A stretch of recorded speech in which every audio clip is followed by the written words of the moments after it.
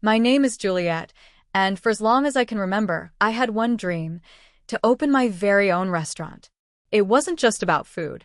It was about love, family, and proving to myself that the girl who everyone once doubted could finally create something beautiful. Before diving into the story, comment where you're watching from and don't forget to subscribe so you won't miss the latest stories. I grew up in a small town where dreams were usually too expensive for people like me. My dad always said, "Stick to something safe, Juliet. Don't risk too much. You'll just end up disappointed." And for years, I listened. I worked small jobs, saved every penny, and told myself, one day, just one day, I'll make it happen. Finally, after almost 10 years of hustling, struggling, and believing when no one else did, the day came. My restaurant, my dream restaurant, was finally ready to open. I remember standing in front of the glowing sign the night before the grand opening. It read, "Juliet's Table." My name in bright golden letters. My hands trembled as I touched the glass door, almost in disbelief. This was mine. All mine. But here's the thing, I wasn't just opening a restaurant. I was opening a door for my family to finally see me for who I truly was. For years, I had felt invisible, like nothing I ever did was enough. My sister, Emily, was the perfect one, the golden child.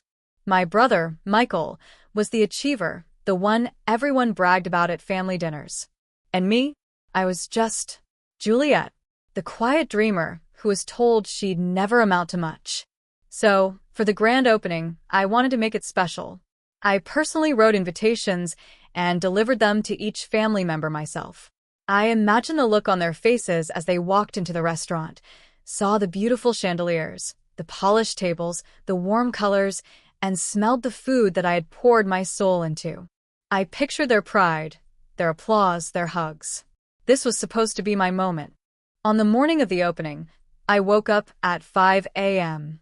I could barely sleep. I stood in front of the mirror, practicing my speech. Thank you all for being here. This restaurant is more than just a place to eat. It's a dream, a journey, and a piece of my heart. I must have repeated those lines 50 times. By noon, the staff I had hired were buzzing with excitement. The kitchen clattered with pots and pans, chefs tested recipes, waiters straightened their uniforms, and I couldn't stop smiling. I looked at the tables, white linens, fresh roses in the center, little golden menus printed with love. Everything was perfect. And then, at 6 p.m., the doors opened.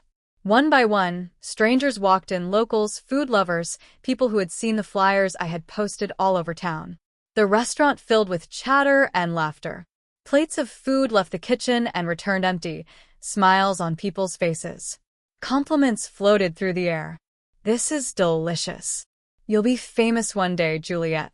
But as the evening went on, my eyes kept darting to the door. Any minute now, my mom would walk in, holding Dad's hand. Emily would probably be wearing one of her fancy dresses, making an entrance. Michael would arrive late, cracking a joke as usual. And maybe, just maybe, they'd all sit at the same table and look at me with pride. But the minutes turned to hours. 7 o'clock, 8 o'clock, 9 o'clock. Not a single one of them came. I tried to hide the sting in my chest, to keep smiling as customers raved about my dishes. But every time the door opened, I looked up with desperate hope, only to see another stranger. By the time the night ended, the restaurant was a success, financially, emotionally, socially. Everyone loved it. Everyone but the people I wanted most. When the last customer left and the staff clapped for me, I smiled weakly, thanked them, and then quietly locked myself in the office. My chest felt heavy. I pulled out my phone and checked my messages. Nothing. Not a single text. Not even a "sorry, we couldn't make it." They had chosen not to come. I sat there in the dark, staring at the glowing sign outside the window. The restaurant I had poured my life into had become my triumph, and yet, at that moment, it felt like my loneliest defeat. And that was the night everything changed. Because sitting in that office, I made a silent promise to myself. If my family wouldn't celebrate me, if they thought I was invisible, if they chose to break my heart, then one day, I would show them just how powerful just Juliet could be. This wasn't just about food anymore. It was about revenge. That night, after the grand opening ended and the last dish was washed, I sat alone in my office. My hands trembled as I held my phone, scrolling through old family messages. There were group chats full of jokes, plans, and gossip, except whenever it came to me, my texts were ignored. I thought about all the times I had shown up for them. I was there at Emily's college graduation, cheering the loudest. I baked Michael's favorite cake when he got his big promotion. I even skipped work once to help my parents move furniture into their new house. And yet, when it came to my big night, my one chance to shine, not one of them could bother to show up. It hurt more than words could say. But as I sat there in that dimly lit office, I realized something. My pain was fuel. It could crush me, or it could drive me. And for the first time in my life, I chose to let it drive me. The next morning, I walked into the restaurant with determination. My staff congratulated me on the successful night, and though I smiled, I quietly thought, this is just the beginning. See, here's what my family didn't understand. I wasn't opening just a restaurant. I was building a brand. I knew food wasn't just about taste, it was about experience, about making people feel something. And if my family refused to see me, then I would build something so big, so undeniable, that the whole world would. I threw myself into work. I started waking up before sunrise and staying until long after midnight.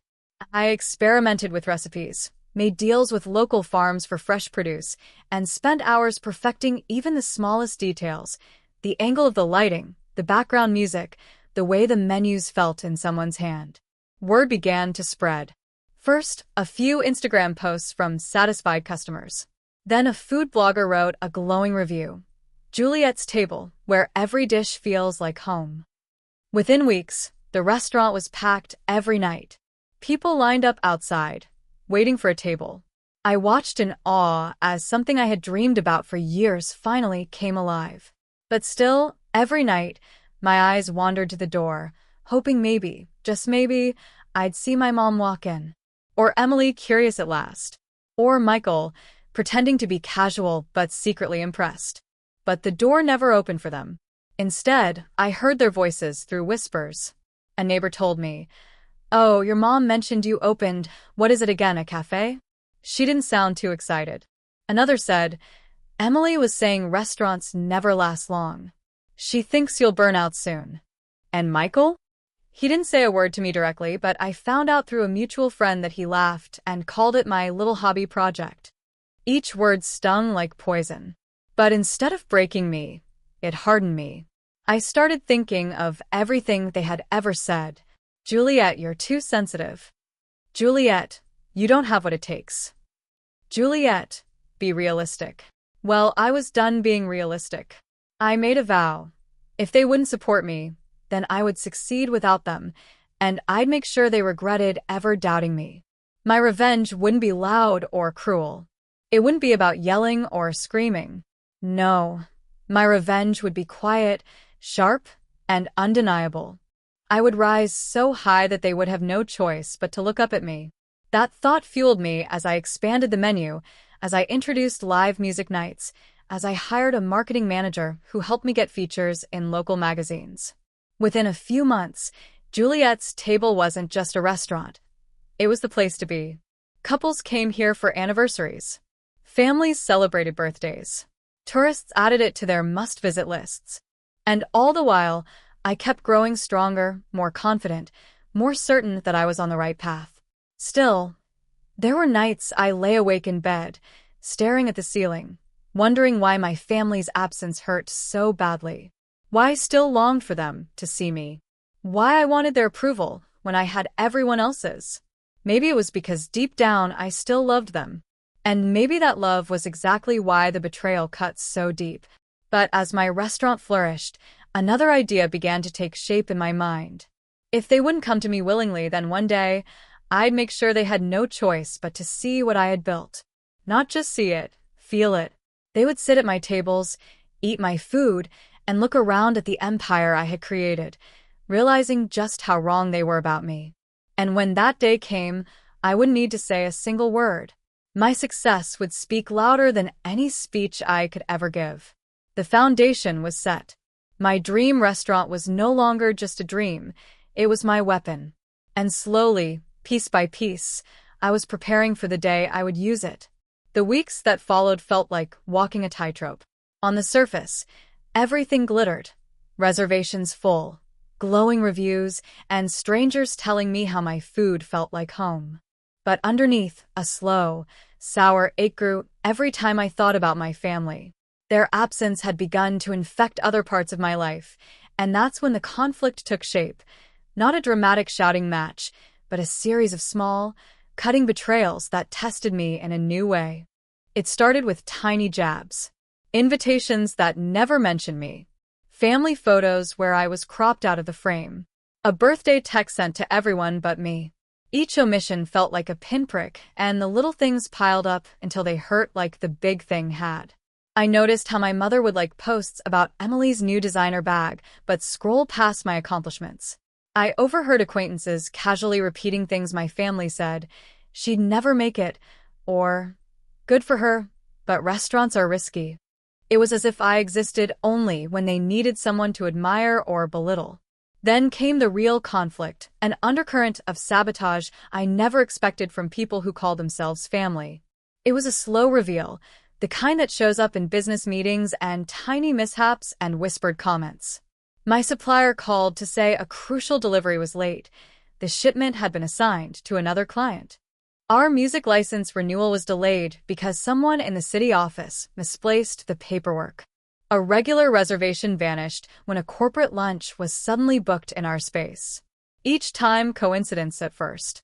But then patterns emerged. One evening, Emily came into town, no announcement, no knocking. She strolled into my restaurant like any customer, head held high with that practiced smile she used at brunches and boutiques. I watched her from the kitchen line, heat rising in my chest. She sat with a group of friends at the table nearest the window and laughed, as if she had the whole world in her pocket. When she left, she tossed a casual wave over her shoulder. She didn't say a word to me. After she left, a friend in the dining room told me they'd seen Emily speaking with my landlord. They were looking at renovation plans and chatting about other venues. A cold dread settled in my stomach. I had recently signed a long-term lease, one I had fought hard to secure, one that felt like the foundation of everything I had built. The idea that family would be discussing my space as if it were furniture to move around, like my dream was something to be rearranged without asking, felt like another kind of betrayal. I confronted my landlord the next day. He looked apologetic. There was talk of investment, Juliet, nothing more. Your lease is safe. But the seed of doubt had been planted. Who else had been whispering? Who was telling people that my restaurant was a risky hobby and not my life? Then the rumor mill began to churn. A local food podcast reached out, then abruptly declined to feature us, citing a change in editorial direction. A planned feature in a lifestyle magazine disappeared. Someone had started a quiet campaign to write us off, and it felt personal. My staff began to worry. Reservations dipped for a week, then bounced back, but the worry was enough to keep me awake at night. I found myself catching the chef staring at me in concern, servers whispering apologies when a customer asked about the sudden availability of a coveted weekend table. The conflict had spread from my family into the people who kept my dream alive. The tipping point came when I discovered an old family friend at a rival restaurant, praising their new concept that was eerily similar to one of my signature dishes. I felt a cold flash of déjà vu, same plating, same unexpected spice blend, same emotional backstory about grandmother's secret recipe. It was like watching a ghost steal your face. I confronted the friend. They looked at me with eyes that held no shame and said, "Ideas float. You should be flattered, Jules." That word, flattered, sliced me open. The idea that my hard work could be treated as a trend, borrowable and disposable, felt like the last straw. This was no longer only about absence. It was about theft, of time, of creativity, of recognition. I realized then that the conflict wasn't only external. It was inside me too. I wrestled with what kind of person I wanted to be, the desperate woman who begged for acknowledgement, or the person who used pain as a springboard and turned it into something unstoppable. My revenge plan began to crystallize, not as an act of cruelty, but as precise strategy. If they were borrowing my ideas, I would take them back, only larger, polished, and undeniable. If they were trying to sideline my restaurant with whispers, I would make those whispers impossible to ignore by creating experiences so memorable that people would have to talk. If they were treating my dream like a fad, I would make it a movement. First, I focused on the core of my cuisine, those signature dishes that had made the critics smile. I refined textures, rebalanced flavors, and layered stories into the menu. Each plate would be a piece of narrative. But I didn't stop there. I introduced a tasting series, an invitation-only supper that told a story across 8 courses, with each course revealing a piece of my journey. I sent secret invites to local influencers, bloggers, and a few journalists, making sure each experience felt intimate and exclusive. The goal was simple: create buzz that built on authenticity and left no room for imitation. At the same time, I turned my attention to community. I hosted cooking classes for neighborhood kids, partnered with a charity for a fundraiser, and opened my kitchen once a month to culinary students. These gestures weren't merely PR. They were the roots of a network that would hold me steady. People began to see Juliet's Table as more than a trendy hotspot. It was a place that mattered. But with every step forward, the conflict persisted. My mother called once, tentative, and said, "I heard about the restaurant. It must be a lot of work." She didn't apologize. Emily never reached out. Michael sent a brief text. Congrats, heard it's buzzing. And nothing more. Their tepid responses felt like salt on an open wound, and it made me angrier than I expected. Anger, however, became fuel. It sharpened my focus. One night, after a particularly long service, my manager handed me a stack of social posts and said, "Juliet, the city food blog is running a piece tomorrow." They called it "The Restaurant That Refused to Be Invisible." I stared at the headline, a line that sounded like my own heartbeat. For the first time in months, I allowed myself to imagine their faces when they read those words. Would they notice? Would they feel the prick of regret? I didn't know, and yet the anticipation felt like victory already. The conflict had not resolved itself, and perhaps it never would in the way I wanted. But as the tension simmered, I felt something else, a fierce, unbreakable sense of self. I was no longer merely waiting for their approval. I was building a life so vivid that it had its own gravity. Whether they came back to me or not, I was no longer asking to be seen.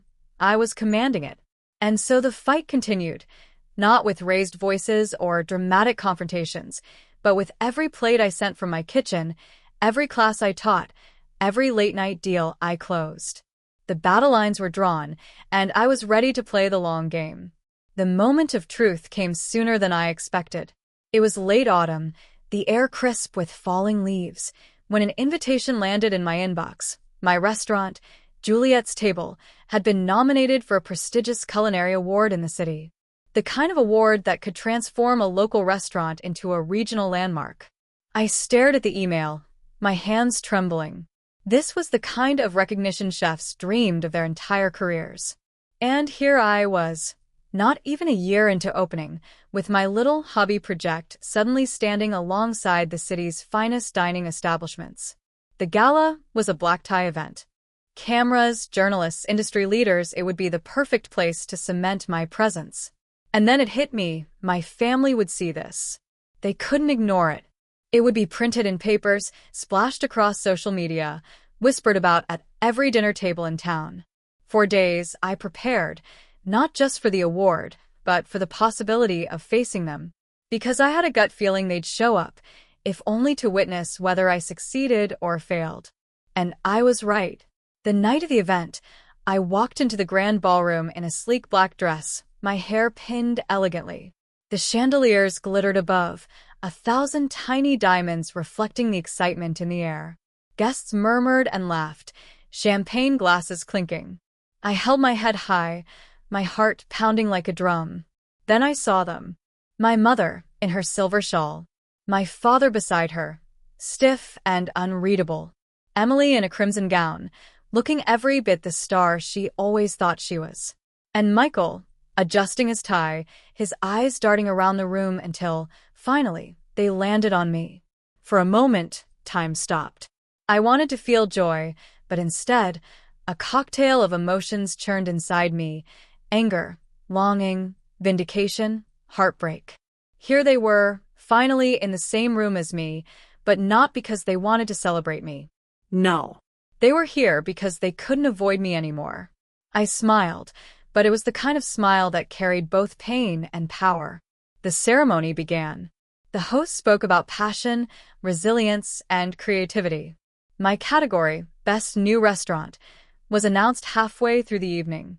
As the nominees flashed across the giant screen, I felt my chest tighten. Then came the words I'd been waiting for. And the winner is Juliet's Table. The room erupted in applause. I rose to my feet, heart racing, eyes stinging with tears. Walking to the stage felt like moving through a dream. When the award was placed in my hands, it was as if every sleepless night, every doubt, every rejection had finally crystallized into proof that I belonged.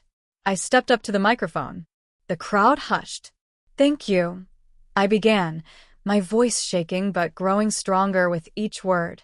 This restaurant started as a dream everyone told me was too big, too unrealistic. But dreams don't survive on belief alone. They survive on sweat, sacrifice, and the courage to keep going even when no one stands beside you. Tonight, this isn't just my award. It's proof that no dream is too small if you fight hard enough. I paused, my eyes scanning the crowd until they landed on my family. They shifted uncomfortably in their seats, unable to hide their guilt. And to those who doubted me, I added softly, my voice like steel wrapped in silk, "Thank you. You gave me the fire I needed to prove myself, not to you, but to me." The room erupted again, the applause washing over me like a tidal wave. Cameras flashed, reporters scribbled notes, and in that moment, I wasn't invisible. I was undeniable. After the ceremony, guests congratulated me, wanting photos, shaking my hand. And then, slowly, my family approached. Emily spoke first. "Congratulations," she said, her smile tight, her eyes calculating. "You've really made something of yourself." It was the kind of compliment laced with surprise, as if she still couldn't fully accept that I had outshined her. Michael cleared his throat. "I guess I was wrong about this being a hobby," he muttered. "You did good, Juliet." My father patted my shoulder awkwardly, while my mother looked at me with eyes that flickered between pride and regret. For years, I had imagined this moment, what I would say when they finally acknowledged me. Would I scream? Would I cry? Would I beg them to see me? Instead, I simply smiled. "Thank you for coming," I said coolly. "Enjoy the evening." And then I turned away. Because the truth was, I didn't need them anymore. That night, back at the restaurant, my staff gathered to celebrate. We popped champagne, laughed until our sides hurt, and I set the award in the center of the dining room for everyone to see. The golden plaque gleamed under the warm lights, a symbol of everything we had built together. But later, when the noise died down and I was alone, I sat in the same office where I had once cried on my opening night. Except this time, I wasn't broken. I was whole. Yes, my family had failed me. Yes, their absence had left scars. But in that void, I had found something far greater: strength, independence, and a chosen family of people who believed in me when no one else did. The climax wasn't about them finally seeing me. It was about me finally seeing myself. And that realization was the sweetest revenge of all. The morning after the gala, I woke up to a flood of notifications on my phone. My restaurant social media pages were blowing up. Photos of me holding the award, videos of my speech, glowing comments from strangers who said I'd inspired them. News outlets picked up the story, and suddenly Juliet's Table was trending in our city. It was surreal. But even more surreal was the message waiting at the very top of my inbox. It was from my mom. Just one line. "We're proud of you, Juliet. Can we come by the restaurant this weekend?" I stared at the words for a long time. For years, I had craved those exact ones. I had built my dream, burned myself out, and cried in silence waiting for my family to notice. And now, after the spotlight, the award, the applause, they finally wanted in. Part of me wanted to scream, "Where were you when I needed you most?" Another part whispered, "This is all I ever wanted." But the strongest part of me, the one forged in betrayal and loneliness, said, "You don't need them anymore." Still, I agreed. Not for them, but for me. Because closure doesn't come from waiting. It comes from facing the ghosts that once haunted you. That weekend, the restaurant buzzed with its usual energy. Families laughing, glasses clinking, dishes flying out of the kitchen. And then they arrived. My mom, Dad, Emily, and Michael, all walking in together. For a moment, it felt like a scene out of the fantasy I'd carried in my heart for years. My family finally walking through the door of my dream. Except reality was different. The staff welcomed them politely, but I could feel the tension in the air. Everyone knew the story. Everyone knew they hadn't shown up when it mattered most. Still, I put on my brightest smile and greeted them. "Welcome to Juliet's table," I said, my voice steady. We sat in a corner booth. I personally served them the signature dishes, the ones I'd spent months perfecting, the ones that had won me the award. They ate in silence at first, until my dad finally said, "This is incredible, Juliet. You've really made something here." My mom reached for my hand. "I'm sorry we weren't there from the start," she said quietly. "We didn't understand how much this meant to you, but we see it now." For a long time, those words would have healed me. But sitting there, I realized I no longer needed their validation. I wasn't the girl crying in her office anymore. I wasn't invisible. I was the woman who had created something lasting, with or without them. So I smiled politely. "Thank you," I said. "I'm glad you came tonight." Emily dabbed her lips with a napkin and gave a little laugh. "Well, it looks like you've finally outshined us all, huh?" Her tone was playful, but her eyes carried something else. Envy, maybe even respect. Michael leaned back in his chair, shaking his head. "I guess we underestimated you. Big time." I nodded. "You did." The silence that followed was thick, but I didn't rush to fill it. For once, I let them sit with the weight of their absence, their doubt, their betrayal. Dinner ended, and they left with hugs that felt half-hearted, promises to come back soon. Maybe they meant it. Maybe they didn't. But for the first time, I realized it didn't matter. Because my story wasn't about them anymore. Over the next few months, the restaurant continued to soar. The award drew in tourists, and soon I was fielding calls from investors who wanted me to open a second location. I hired more staff, trained young chefs, and built a reputation not just as a restaurateur but as a mentor. People began to call me a visionary, words that once felt impossible now rolling off tongues with ease. And my family? They drifted in and out. Sometimes they showed up for dinner. Sometimes they didn't. Sometimes they offered compliments, sometimes silence. But their presence or absence no longer defined me. The true resolution came one quiet night, long after closing. I sat alone at a corner table. The lights dimmed, the award gleaming softly in the background. I thought back to that opening night when I sat in the office, heartbroken because no one I loved had shown up. And I compared it to now, full house, loyal staff, a community that loved me for exactly who I was. The difference was clear. Back then, I thought success was about proving myself to my family. Now, I knew success was about proving myself to me. The revenge I thought I wanted, the dramatic look at me now moment, had transformed into something deeper. The sweetest revenge wasn't making them regret ignoring me. It was building a life so full, so radiant, that their approval became irrelevant. As I locked up the restaurant and stepped into the cool night air, I whispered to myself, "You did it, Juliet. Not for them. For you." And that truth tasted better than any dish I could ever create. Because the real feast wasn't on the table. It was the life I had built, piece by piece, flame by flame. And that, at last, was more than enough. And that's how I learned the sweetest revenge isn't proving others wrong, it's proving yourself right. My family may not have been there when I needed them, but in the end, I built a life that spoke louder than their silence. And that is the greatest victory of all. If you felt Juliet's journey the way I did, don't forget to hit that like button, subscribe to the channel, and ring the bell so you never miss more powerful revenge stories like this one. Your support means the world, and it keeps these stories alive.